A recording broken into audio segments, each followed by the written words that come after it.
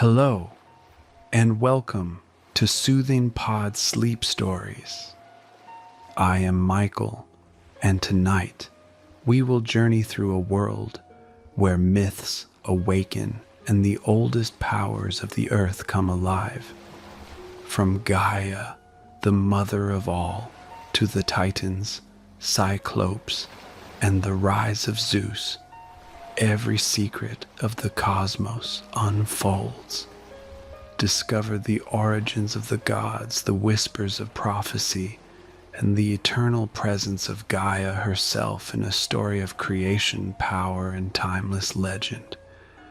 Before we begin our journey tonight, let's take time to relax and let go of the stresses of the day. Allow your body to sink into the mattress beneath you. Here and now, there are no obligations, no to-do lists.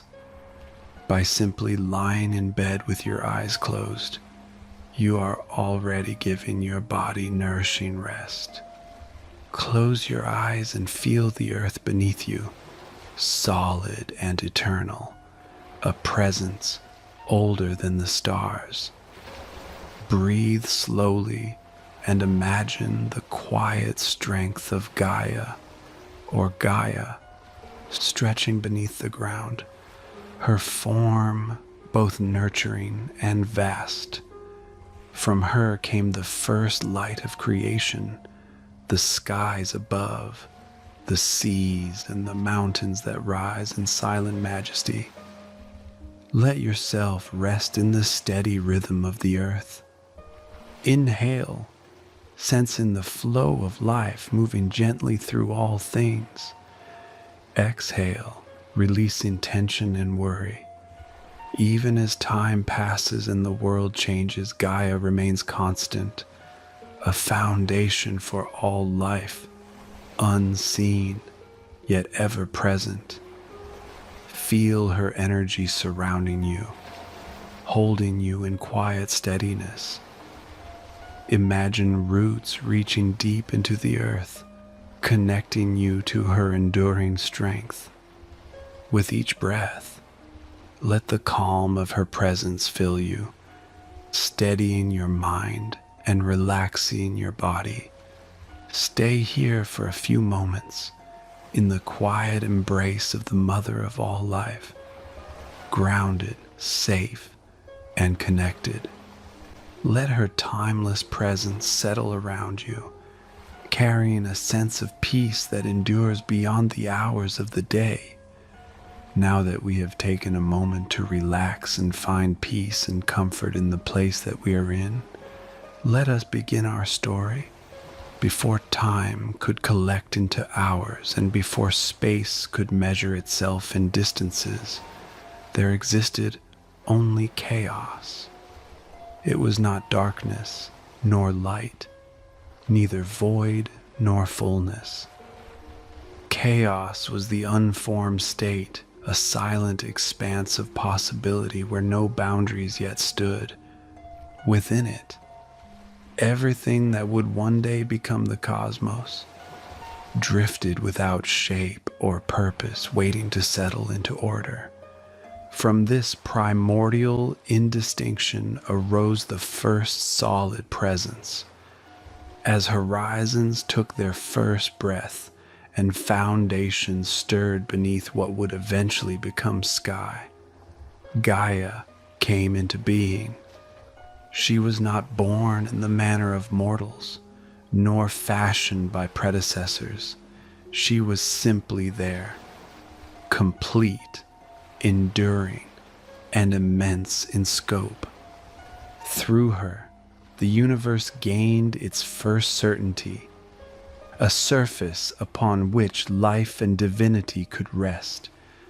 With her appearance, the undefined began to separate into realms. The idea of above and below became possible. What had been without form began to lean toward structure. Gaia stood as earth in its earliest notion, not yet adorned by mountains or seas, or the bright presence of the heavens, but present enough to anchor existence. Her presence marked the earliest organization of the cosmos. Where she was, chaos had to yield and make room. Gaia did not rush to populate the world. The myths describe no haste in her early acts, for creation at this stage was less an event than a steady unfolding. Through her, the primordial world gained orientation. Solid and timeless, she formed the base upon which all divine genealogy would trace its roots. The gods who would later claim authority, and the creatures that would roam the lands and skies, would find in her the origin of their lineage. Nothing yet contested her, for no rival powers existed. There were no storms, no seasons, and no conflicts of succession, only the quiet weight of beginnings. In those earliest moments, she was the cosmos' first mother, though her children were not yet born, and the first sovereign, though no throne yet existed to signify it. Her being alone sufficed to define the world as something more than possibility.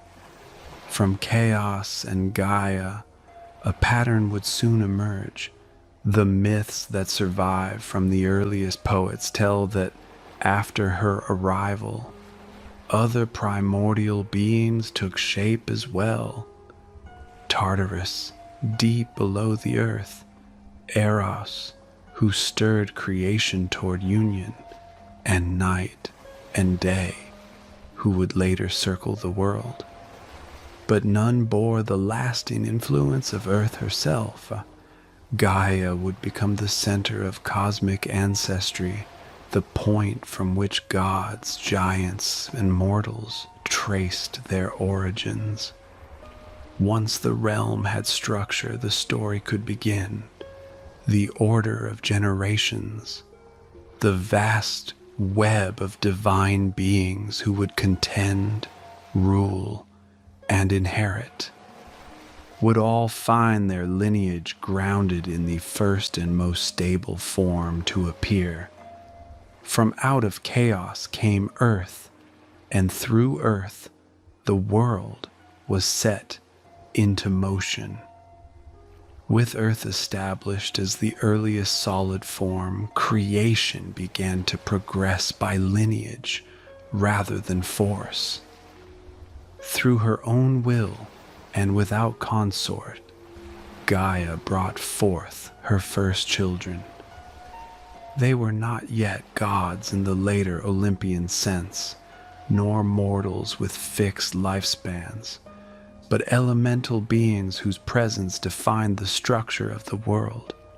The first was Uranus, the sky, who arched above the earth and gave height to existence. With his arrival, the cosmos gained its expanse, an endless vault where winds might one day travel and stars could later be set in motion. In mythic chronology, he was both son and future consort, for divine generations did not follow mortal customs, nor mortal logic. From Gaia's depths came Aurea, the mountains. Each stood as a sentinel between earth and sky, creating the first boundaries and elevations.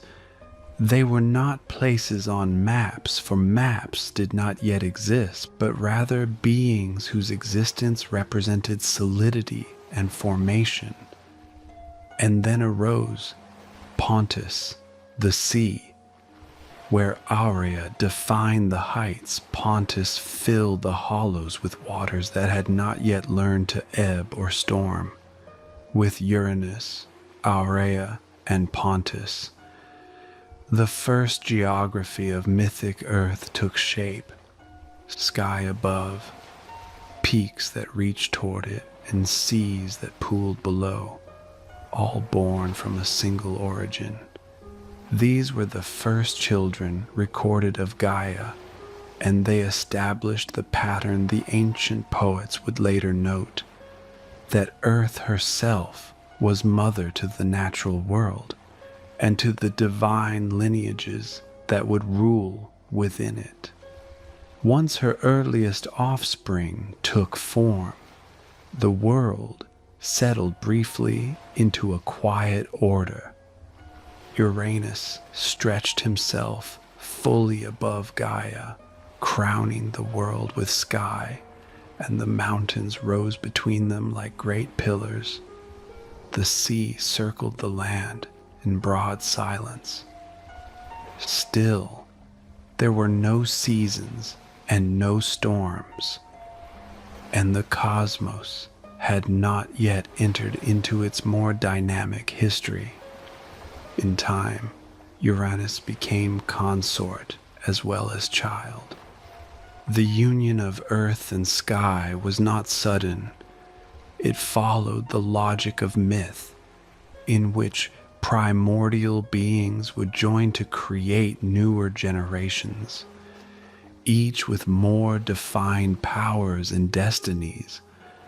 From that union came a line that would shape nearly every subsequent myth: the Titans. 12 in total were born from Gaia and Uranus. The daughters Theia, Rhea, Themis, Mnemosyne, Phoebe, and Tethys embodied various aspects of divine and cosmic order. The sons Oceanus, Coeus, Creus, Hyperion, Iapetus, and Cronus held domains tied to waters, seasons, celestial light, and generations of mankind that would one day follow. Though these roles would shift and expand through different traditions, the names remained constant, forming the foundation of Titan genealogy. The Titan generation was not the end of Gaia's offspring with Uranus. After them came the Cyclopes, 3 in number: Brontes, Steropes, and Argus. They were beings of immense skill and raw power, each marked by a single great eye. Their talents would later prove pivotal in arming the gods who came after, though those events belonged to the age of Olympians rather than the first generations. Still later she bore the Hecaton Caries, whose names, Cottus, Briareos, and Gyges, were spoken by poets with a mix of awe and hesitation. Each possessed 100 hands and 50 heads, more fearsome than any being that would rise in later myth. Though terrifying in form, they were not yet forces of destruction. In the earliest era, they were simply part of the expanding genealogy of the cosmos.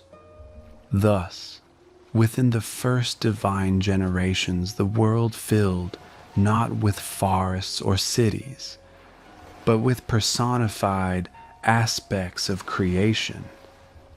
These lineages became the architecture of myth, for once they existed, other tales could unfold. But Uranus, unlike Gaia, regarded their children with unease. His fear did not stem from malice alone, but from foresight, an ancient anxiety that the generations to come would supersede the ones before.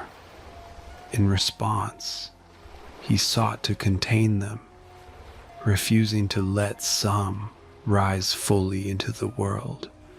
In mythic symbolism, he forced them back into the earth, and their confinement burdened Gaia deeply.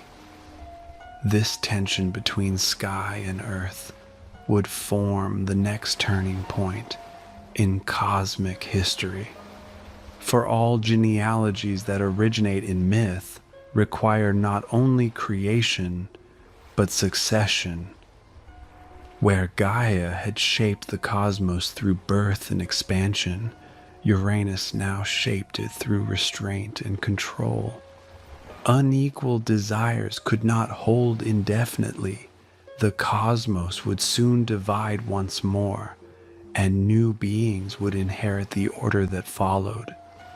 The union of Gaia and Uranus marked the first great dynasty of the cosmos. It was through their lineage that mythic order would advance, for the primordial world did not yet recognize ranks or realms. It only expanded by birth and succession. The Titans, born in sequence, became the first recognizable generation of deities whose influence would shape eras to come. The 6 Titan daughters appeared first in the genealogies. Theia embodied radiant light. Rhea would become mother to the Olympian gods. Themis came forth with the notions of divine law and righteous order. Mnemosyne carried the power of memory and the shaping of story. Phoebe possessed prophetic brightness, and Tethys was linked to the primal waters that would later nourish rivers and springs. Each daughter added structure to the early cosmos, refining what had once been shapeless potential into recognizable principles. The 6 Titan sons were born likewise. Oceanus, eldest, encircled the world with waters said to be too vast for mortal understanding. Coeus held the axis of intellect and inquiry. Crius bore the fixed markers of time and heavenly placement. Hyperion governed celestial fire and the course of the sun. Iapetus traced the lineage that would eventually lead to mankind. And Cronus, the youngest, carried within him an ambition that would one day alter the course of mythic history. Together, the 12 Titans formed a generation both expansive and formidable. Yet the Titan brood did not satisfy the full scope of creation. The world was still young, and the cosmos demanded further functions. From the same union came the Cyclopes, Brontes, Steropes, and Arges. Though later poets emphasized their craftsmanship and the forging of divine weapons, in these earliest periods they were simply colossal beings whose single eyes saw deeply into the powers of raw nature. Their presence hinted that creation was not only orderly, but elemental and forceful. The final birth from earth and sky produced the Hecaton Kyries. Cottus, Briareos, and Gyges arrived not as subtle embodiments, but as overwhelming forms possessing 100 arms and 50 heads each. Their strength surpassed that of every being born before, so immense that even the Titans regarded them with awe. With their appearance, the genealogy of Gaia had reached a new scale. Creation had given rise to beings capable of shaping conflict as well as order. Yet Uranus did not rejoice in the fullness of his offspring. The myths recount that he feared their potential, especially those whose strength could rival or surpass his own. In time, his apprehension hardened into refusal. He began to hide the youngest of the children, pressing them back into Gaia and denying them the space to enter the world above. In symbolic terms, sky refused to lift fully from earth.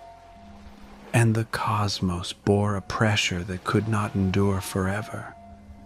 Gaia endured this burden silently at first. As mother, she carried the weight of creation. As earth, she held the imprisoned beings within her depths. But the tension between her role as origin and Uranus's role as restraint could not remain without consequence. The suppression of the Cyclopes and the Hecatonchires became a point of fracture within the earliest cosmic order. The children born of Gaia and Uranus were powerful and many, yet the sky, fearing the strength of the life he had helped bring forth, retreated into stern and distant authority. Uranus pressed their offspring back into the depths of their mother, sealing them away from the surface, where light and movement might have given them form. The Titans, tall and radiant in divine stature, the three Cyclopes with thunder in their eyes, and the 100-handed sons, Cottus, Briareos, and Gyges, found no place in the open halls of the world. They remained hidden, unheard, and unseen, while the world remained young and constrained. Gaia felt the weight of her children within her depths, a strain not merely of form, but of injustice. The sky had once been companion and counterpart, but now had become impediment and jailer. Slowly, the burden grew, until creation itself seemed halted beneath his unyielding presence. In that early age, when time had not yet been measured, there were no wars nor mortal grievances, only the quiet contest between two primordial powers, earth longing to expand and sky refusing to yield. It was then that Gaia conceived a plan born of necessity. From the metals and stones and dense minerals that lay within her foundations, she shaped an instrument unlike anything yet forged, a sickle with a sharp, curved edge and a handle formed with purpose. Its making signaled an age in which tools and intent would enter the cosmos, where change could be shaped rather than merely endured. Among all her children, it was the youngest Titan, Cronus, who listened to her counsel. He was keen of thought and bold in spirit, unburdened by reverence for the order Uranus had imposed. The plan was simple in its outline but immense in consequence: to break the oppressive bond between earth and sky and allow the world room to unfold. When Uranus descended once again to overshadow the world and hold his dominion close, Cronus wielded the sickle. With a single act he severed what had been bound since the first dawn, dividing sky from earth and granting them distance. The separation marked a turning, for no longer did the heavens lie pressed upon the land. There was space for air, for movement, and for the unfolding of eras yet unnamed. From the blood that fell from Uranus upon the earth came new beings, for the cosmos did not waste its power. The Erinyes, later called the Furies, took shape, guardians of oaths and vengeance. The Gigantes, towering and storm-born, rose as figures of later conflict. From droplets that mingled with the ash tree roots came the Meliae, nymphs tied to forests and spear-making wood. and from the sea's white foam that gathered around what had been cast away, the goddess Aphrodite would one day emerge, though her time belonged to a later telling. Cronus, having fulfilled the deed, released his siblings from the confines within Gaia. The Titans took their places across the breadth of the world, while the Cyclopes and Hecatonchires stood again in the open air. The cosmos entered a new order under Cronus, who now held the mantle that Uranus had forfeited. Gaia, relieved of her earlier burden, watched as creation expanded to fill the space between earth and sky. With the sky no longer bound to her, Gaia's form settled into quiet constancy. From her came the mountains unshackled and distinct. From her came the plains where the Titans would one day walk. Uranus retreated to the heights above, while Cronus set about shaping the age of his own rule.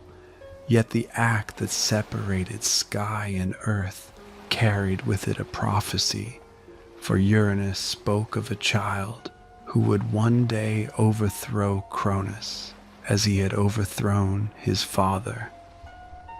This ripple of foretelling passed through the ages like a quiet current, unnoticed by most, but never forgotten by those to whom lineage and succession were matters of power.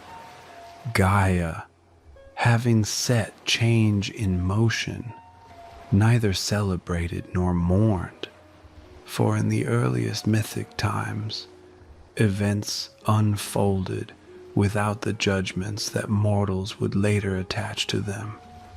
The earth remained the foundation upon which the divine order grew, and the sky remained its counterpart, distant but forever connected.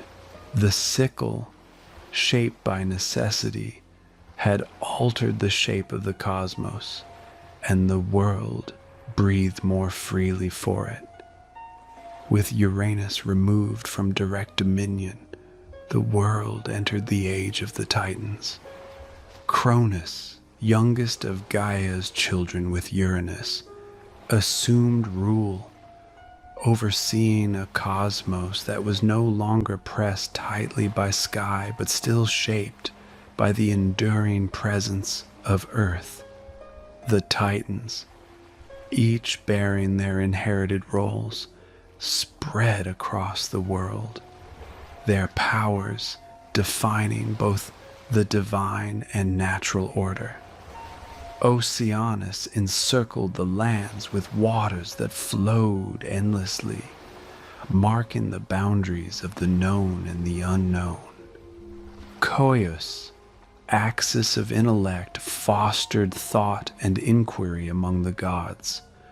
Creus held celestial markers in place, keeping the courses of stars and planets steady. Hyperion governed the movement of the sun, its fire tracing the hours of existence. Iapetus, father of future mortal lineages, carried within him the seeds of mankind, and Rhea, whose care and foresight would become legendary, prepared the paths of the Olympian generation. Themis, Mnemosyne, Phoebe, Theia, and Tethys completed the 12, each with domains that structured the cosmos and maintained the rhythm of divine order. Gaia, while no longer the initiator of immediate change, remained the enduring matriarch. She watched the Titans assume their roles, providing counsel and support where it was sought.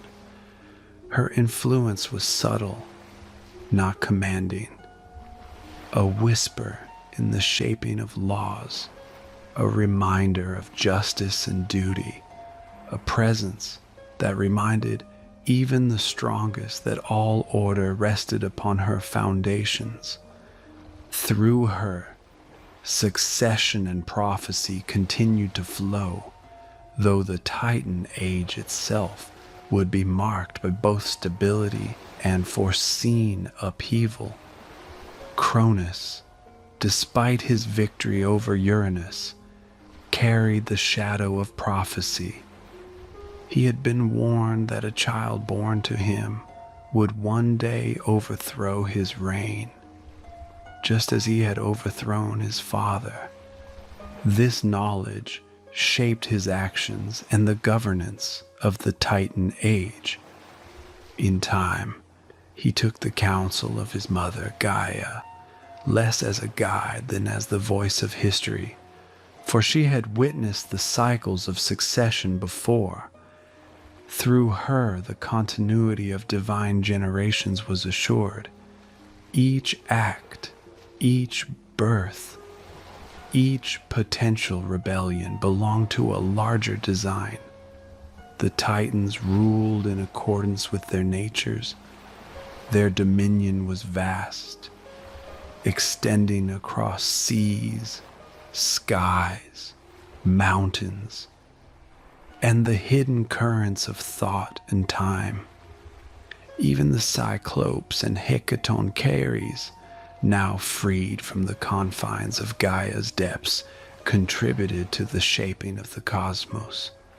Brontes, Steropes, and Arges brought the spark of craftsmanship and thunder, while Cottus, Briareos, and Gyges lent strength and endurance that would one day aid in the coming wars among gods. Gaia's children in their collective might were both guardians and progenitors of the next generations, a living genealogy of power. Though the Titan age was long and expansive, Gaia understood its impermanence. She knew that the cycles of prophecy and succession would continue. Her children, as powerful as they were, would eventually give rise to the Olympian gods and further mythic generations. The balance of creation required that she remain steady, a foundation beneath the unfolding ages. And so, while the Titans ruled, Gaia's presence ensured continuity. The earth, eternal and unshaken, held both the weight of history and the potential for the future. In these years, mortals had yet to walk the earth in meaningful numbers, and the gods themselves were not fully formed in hierarchy. Yet even then, through the ages of Titan rule, the pattern of order and succession was clear. Birth, growth, challenge, and prophecy. Gaia's wisdom, embodied in her children, would guide not only their actions but the structure of all that followed. The earth beneath remained quiet but vigilant, a steady presence underpinning the mightiest beings, reminding them that power, no matter how grand, rested always upon the foundation she provided. Thus the Titan age, while long and often uneventful in mortal terms, was a period of shaping and preparation. The cycles of power, prophecy, and lineage moved steadily, and through it all, Gaia remained the unseen architect of continuity. Her children ruled, but she endured.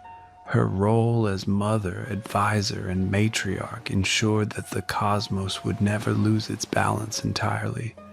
The earth, sometimes silent, sometimes trembling with the weight of divine activity, continued to carry all life, visible and hidden, upon its steadfast form. The age of the Titans, though vast, carried the weight of prophecy like a quiet current beneath its surface. Cronus, ruler of the cosmos, bore a secret fear that grew heavier with each passing year, that one of his children would rise to overthrow him, just as he had overthrown Uranus. This knowledge shaped his rule, instilling a cautious vigilance that shadowed even his victories. And yet, in the midst of this cautious dominion, the cycle of birth continued. The pattern that Gaia had established through generations. Rhea, daughter of Gaia and Uranus, bore 6 children with Cronus: Hestia, Demeter, Hera, Hades, Poseidon, and finally Zeus. Each child was destined to play a critical role in the unfolding cosmos. But Cronus, gripped by the prophecy, swallowed each as soon as it was born, returning them to his own depths to prevent the foretold overthrow. Gaia, as mother and matriarch, observed these events with measured concern. Though she had once encouraged the overthrow of Uranus, she understood the necessity of continuity and the inevitability of prophecy. The last-born, Zeus, was different. Rhea, desperate to save him, turned to Gaia for counsel. The earth, witness to generations of succession, provided guidance that would preserve the child without shattering the balance of power prematurely. With Gaia's assistance, Rhea concealed Zeus in a hidden cave on the island of Crete, away from the reach of Cronus. There the young god would grow in secrecy, nurtured by caretakers chosen by fate, shielded from his father's consuming fear. As Zeus matured, the time came for the release of those who had been imprisoned for so long. The Cyclopes and Hecatonchires, once trapped within the depths of Gaia by Uranus, were freed to aid in the coming conflict. Brontes, Steropes, and Arges, masters of thunder and craftsmanship, forged weapons for the future Olympians. Cottus, Briareos, and Gyges, endowed with immense strength, prepared to join the struggle that would decide the fate of the cosmos. Gaia, though distant in the cave of her own making, ensured that the lineage she had nurtured remained ready to fulfill prophecy. The stage was set for the Titanomachy, the war of the Titans against the Olympians. Cronus and the older generation of Titans, though powerful, were challenged by the foresight and strength of the new Olympians, led by Zeus. The battle, immense yet told in myths with brevity, unfolded across the heavens and the earth. Lightning, fire, and the force of the 100-handed Hecatonchires shape the tide of conflict. Yet the narrative is less of spectacle than of succession, a cosmic shift from one order to another. Zeus emerged victorious, as the prophecies had long foretold. The Titans who had opposed him were cast into Tartarus, confined by bonds of unyielding strength. Yet even in defeat, Gaia's influence remained present. She had shaped the foundations of both generations, ensuring that the transition of power preserved the continuity of creation. The Cyclopes, once imprisoned and now freed, provided the weapons that would establish the Olympian supremacy, their craftsmanship, a direct legacy of Earth herself. Through it all, Gaia's presence was subtle but enduring. She had guided Rhea, supported the hidden growth of Zeus, and ensured that the children she had borne, even those swallowed or confined, would fulfill the cycle of succession. Her wisdom had preserved not only life, but the structure of divine order. Even as the Olympians claimed dominion, the earth beneath them, silent, enduring, eternal, remained the source from which all had sprung and to which all would remain connected.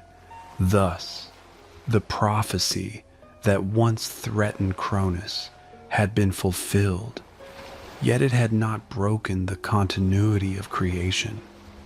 Zeus's triumph marked the beginning of a new era, the age of the Olympians, but the lineage and legacy of Gaia continued unbroken. The Titans, though confined, remained part of the world's memory, and the younger gods were inseparable from the foundation laid by their mother. Order, succession, and prophecy had been preserved, ensuring that the rhythms of power and lineage would continue to shape the cosmos for all ages to come. After the Titanomachy, when Zeus and the Olympians had claimed dominion, Gaia's attention turned once more to the offspring of her earlier unions and the consequences of divine neglect. Though many of her children, the Titans, were confined to Tartarus, the earth herself continued to bear life that reflected her power and her discontent. Among these later generations were the giants, born from her union with Tartarus, a force of the abyss and the earth combined.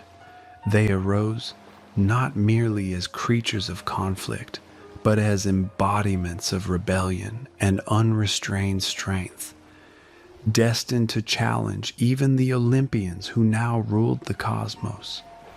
The giants emerged from the fertile depths of earth, immense in stature, their forms blending the raw might of soil and stone with the restless energy of their lineage. They were bound to no master save the cycles of creation itself, and for a time they moved across the lands, a living reminder that the world had not been emptied of its ancient power. Their presence stirred tension among the gods. Zeus, forewarned of their potential, prepared for the confrontation that the myths would later recount as a series of battles. Conflicts described in calm terms focused less on spectacle than on the succession of generations. Later, Gaia bore Typhon, a being of prodigious size and force, born of her union with Tartarus as well. Typhon was so vast that the myths recount his reach extending into the heavens, his voice reverberating across the cosmos. Even Zeus, supreme among the Olympians, faced the magnitude of this offspring with careful strategy. Typhon's birth was not an act of vengeance alone, but a continuation of the natural cycle of succession, a reminder that power, however consolidated, remained contingent upon the enduring influence of the earth and its matriarch. The Olympians confronted these forces with the weapons forged by the Cyclopes, who had once been imprisoned within Gaia herself. Thunder and lightning, crafted with the knowledge of earth and sky, became instruments of containment. The battles unfolded across the expanse of the world. The giants were subdued and bound. their rebellion quelled by the combined efforts of divine foresight and the inherited strength of earlier generations. Typhon, despite his immense power, was likewise restrained, trapped beneath mountains or islands, his force sealed by a combination of strategy and divine authority. Throughout these events, Gaia's role remained consistent with her nature. She did not act in impulsive fury, but her presence and lineage shaped the outcome. Her influence ensured that the Olympians, though dominant, never severed the continuity of life that flowed from the earth. Every being she had borne, Titans, Cyclopes, Hecatoncheires, giants, Typhon, reflected her enduring capacity to shape existence and to remind even the gods of the foundations upon which their power rested. By the end of these mythic struggles, a new balance emerged. The Olympians ruled without immediate threat from the giants or Typhon, yet the earth itself remained a witness to the cycles of revolt and succession. Gaia continued to exist as the eternal mother, observing the consequences of her own creations while sustaining the foundations of the world. The giants and Typhon, though restrained, remained part of the broader cosmology, testament to the lasting scope of her influence, and a reminder that even in apparent calm, the earth holds the potential for immense power, waiting for the rhythms of succession to unfold. In this way, the stage was set for the era of reconciliation and later myths. The conflicts of the past, from the Titans to the Olympians, from imprisoned children to rebel offspring, had shaped the world in both visible and hidden ways. Yet through it all, Gaia remained constant, the origin, the mother, the foundation beneath every cycle of power and every unfolding generation. Her presence, though quieter than in the earliest ages, continued to sustain the cosmos, bridging the mythic past with the age of the gods who now reigned. With the storms of succession behind her, Gaia watched the world settle into the reign of Zeus and the Olympians. The Titans, once rulers of sky, sea, and earth, were now confined in Tartarus, their power restrained but never entirely erased. Even in their absence, the legacy of their lineages continued to shape the cosmos, and through them, the earth herself remained central to all that moved and breathed. Though much had passed, revolts, battles, and the birth of new generations, Gaia's presence endured quietly. She appeared in myth at moments of ritual and significance, often where divine oaths or sacred acts were concerned. Her role was neither dominant nor combative now, but she remained a guiding foundation. Among the tales that survived through the ages, she appeared at the wedding of Zeus and Hera, offering blessings and gifts that reflected her enduring status as mother of all life. Golden apples, symbols of abundance and continuity, were among these gifts, a quiet reminder that Earth herself had shaped the course of divine affairs. Even after the Olympians secured dominion, Gaia's influence extended through prophecy and sacred observances. Seers and priests, aware of her enduring presence, called upon her in moments that demanded balance, in rites that sought the favor of the earth, and in prayers for stability among the ever-shifting powers of gods and mortals alike.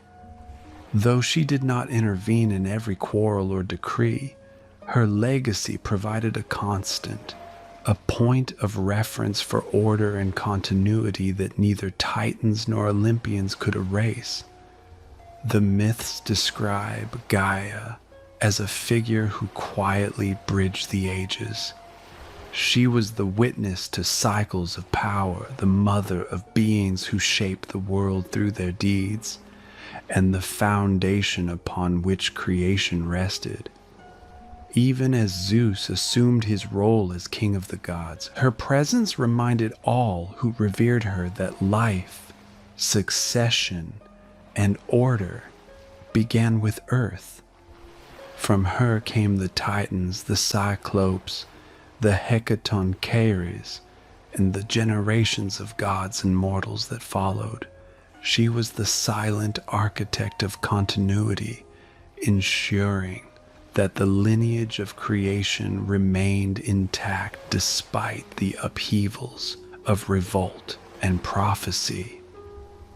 In this later age, Gaia's involvement in myth became less about direct action and more about affirmation. She remained present during sacred events, offerings, and the formation of oaths, her authority recognized through respect rather than force.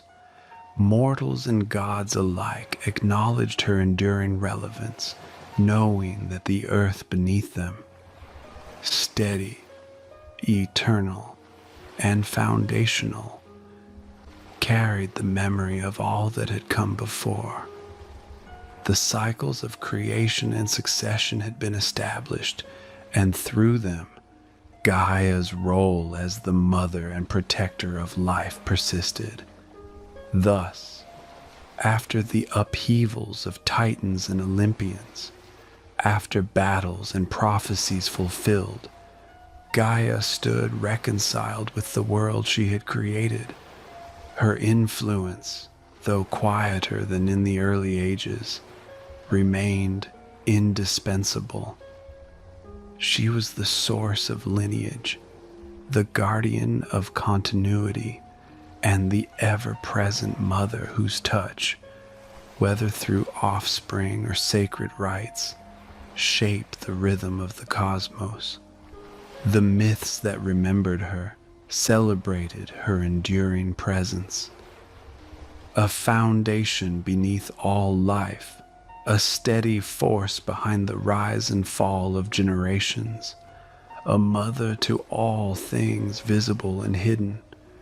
Even as new stories unfolded among gods and mortals, the memory of Gaia lingered. She remained a reminder that, in the grand narrative of the cosmos, all life returned to the earth, and all beginnings could trace back to the mother who had given form, sustenance, and continuity to the world. Her presence, quiet yet unshakable, bridged the past and the future, connecting each generation of divine beings with the foundation from which they had sprung. Through the ages, Gaia endured.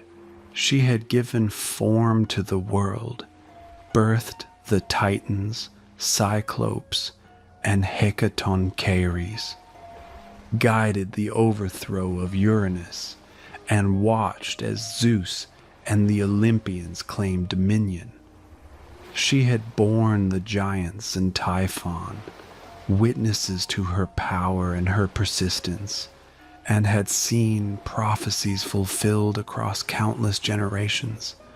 And still, she remained beneath it all, the quiet, eternal foundation upon which the cosmos rested. Though her direct actions had become less frequent, her influence was never absent. Mortals revered her, offering homage in sacred rites and invoking her presence in oaths and ceremonies. Olympians, titans, and even the restrained forces of her later children acknowledged her enduring role. She was the origin of life, the steady ground beneath heaven, the unseen hand that shaped continuity, even when storms of rebellion and succession swept across the divine realms. Gaia was both beginning and enduring presence. She existed beyond time, unshaken by conflict, unwearied by generations of gods and monsters. In her, the cosmos found a point of stability, a reminder that every struggle, every upheaval, and every prophecy ultimately traced back to the earth herself. Her children, her descendants, and the world itself carried her essence, even when her name was no longer spoken aloud. In this final age, Gaia remained patient, silent, and watchful. Her story, recorded in myth and passed through generations, spoke of creation, succession, and the cycles that shape all life. She was not a goddess of spectacle or fleeting triumph. She was the constant, the enduring source from which all things arose and to which they would return. Through the rise and fall of titans, the rule of Olympians, and the balance of power across the heavens and earth, she remained the eternal mother of all. And so, as the world turned beneath the steady sky and as mortals and gods alike walked across the land, the memory and presence of Gaia persisted. She was the first form, the foundation of life, the quiet force upon which all generations leaned.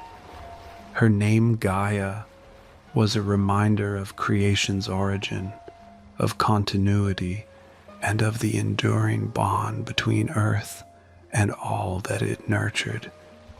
In every root, in every stone, in every breath of wind or wave upon the sea, her legacy lived, eternal, steadfast, and unbroken, the mother of all life, timeless and unwavering, had shaped the cosmos, and in her quiet constancy, the world found its beginning, its rhythm, and its enduring center. I hope you enjoyed tonight's story and that it has brought you a night of peaceful, restful sleep. Please join me again tomorrow night for another sleep story. Until then, sweet dreams.